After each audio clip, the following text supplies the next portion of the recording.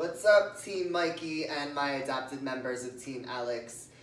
In a bunch of the emails I sent out to you guys today with your individual modifications, I noted that for some of you, single arm work at the weights you happen to have at home just simply is not a good idea. Those weights are going to be too heavy. So I wanted to show you guys, rather than explain it via text, what I'm looking for from a double arm dumbbell bicep curl, as well as some options for your skull crushers as well. So if I'm going to be working on double arm instead of single arm with my dumbbell, I'm going to be picking it up from the dumbbell heads. I'm going to lift up here, and again, I'm keeping my elbows tucked in. My hands are going to be on the outside of the dumbbell. I'm gripping in, I'm actively pushing that dumbbell in.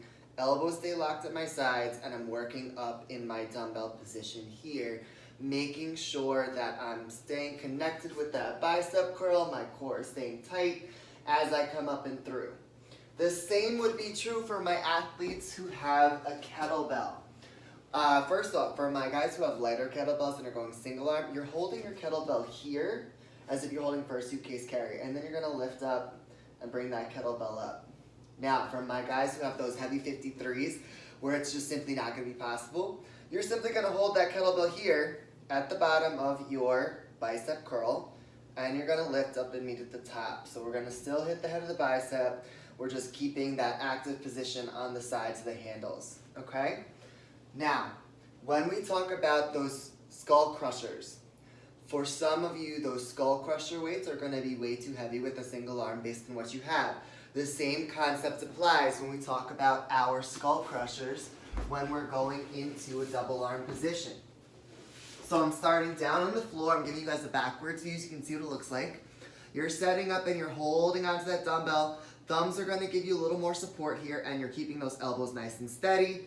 Dumbbell comes down and you bring it up. The same would apply for our kettlebell here, guys. We would hold the kettlebell with those two handles and work your way down and up. Remember, key here is keep those elbows tucked in. Now, second option for your skull crushers. If you're really not feeling safe with that position, with that heavier weight coming overhead, you may want to do a overhead tricep extension. So if that's the case, you're going to take your heavier weight, you're bringing it overhead, you're locking out overhead, having both hands on the dumbbell, elbows still stay tucked in here, and you're bringing it down and up to that full lockout. This is your second option if this makes you more comfortable with the weight you have. You can do this as well with your kettlebell.